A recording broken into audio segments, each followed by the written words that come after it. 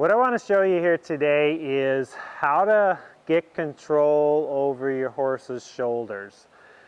This is really an issue for the green and young horses, but it can show up even in the more advanced horses. I've got Topper here.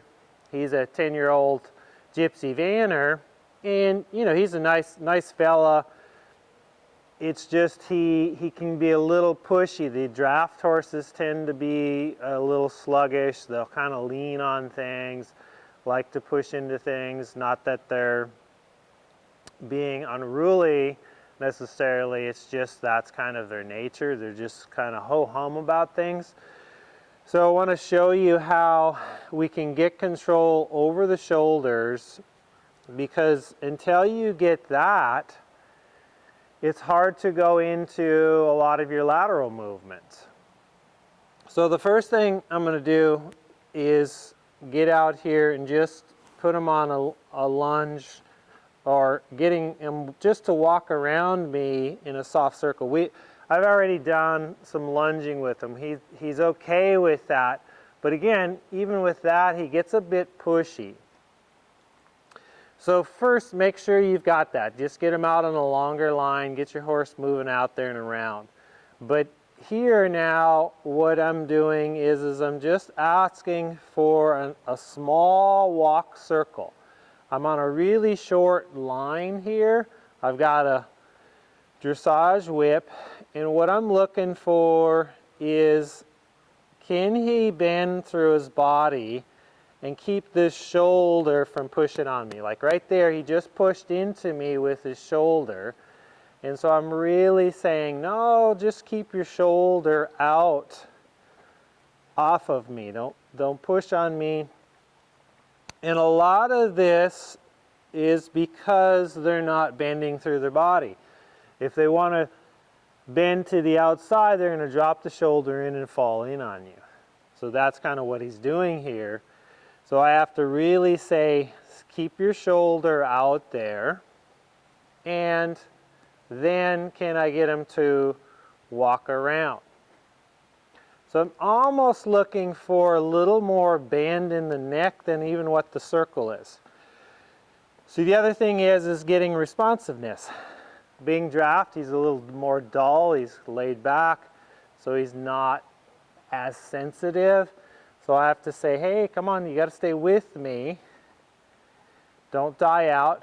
So now I'm just really going back to our three primary things of, do I have forward rhythm? Do I have line of travel? And do I have bend? So I'm just looking on bend. So here again, he kind of leans into me. So I'm just taking the handle of the stick and tapping on him and saying, hey, no, just don't fall in, don't push in on me. Now, you might get a really green horse, or a few weeks back I got to play with a donkey, and actually it was a hinny. And this horse, it was just a 2-year-old, so really green, didn't know, but you know, she was just like, I don't know where to move my shoulders, and just kind of stiff and bracy. So what we had to do just to get bend is starting off just by going down the rail. So the rail keeps them from falling in on me, which is, you know, out on the rail because I'm between the horse and the rail. So the rail keeps the horse from falling in, and I can then say keep going. So here all I have to really do is say keep going, and the horse is going into kind of a shoulder or counter shoulder in. That's okay. I don't really care so much about what the horse does with the rest of its body. All I'm really caring about here, so we'll go back the other way. It'll be a little different this way, just because each side's a little different. So the main thing right here is, can I keep a walk and get the horse to stay off of me with the shoulder? Don't crowd me into the fence. That's all I'm looking for at this moment. See how he's kind of sticky? There. And then I'm just going to have him change direction again. If you had, you know, big arena, you could just go around and around the arena. That's fine. But here for filming, and I'm just going to go back and forth down this fence. So again, just heading down the rail. So this is if you're really having a hard time getting the band and they're just kind of pushing in on you, is come to the rail and do a bit of a counter band. It's really all we're doing. And this is much nicer. So there he's picking that shoulder up, keeping himself soft and round. So that's what we're looking for here, is getting him to keep his shoulder up, keep some bend. Now I can do a little disengagement, and I can send him off the other direction. And here's where I'm saying, get your shoulder out. So we're getting control over that shoulder. Now I'm going the other direction. We're on the circle here. Getting him to walk around me. This isn't bad. A little falling in here, so I'm just going to touch him on the shoulder a little bit. Say, hey, pick your shoulder up and take it out. Bend a little bit more. Yeah. And disengage. He tends to want to kind of crowd into me. So I'm going to say, no, stay back. Now go off to 10 o'clock. So this, back to our clock that is talked about in other videos, is getting that front end to go left and right, either to 2 o'clock or to 10 o'clock. So here again, I'm saying get your shoulder up and out. Don't fall in on me. You can see as he's going around how much he's leaning in. And we want him to stay upright over his body. There, that's nice. So once we have him upright, now we can go start playing with our different lateral movements. So here maybe I ask for a little leg yield to say step out there a little bit. That's nice. And then I can go into a little shoulder in even. And I'm going to talk more about that in another video, is how to take what we're just doing here into a shoulder in, from a shoulder in into a backup. So that was nice.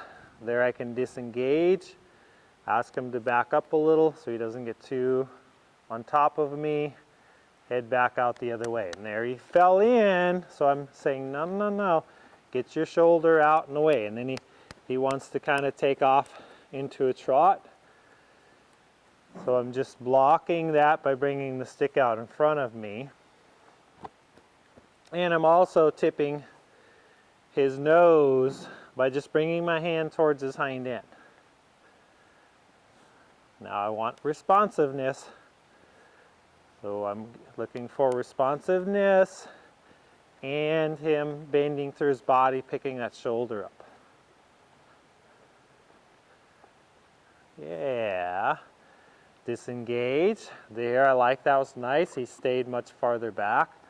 Now I can send his front end off to 10 o'clock again. And there he kind of wanted to push into me. So I really talked to that front end.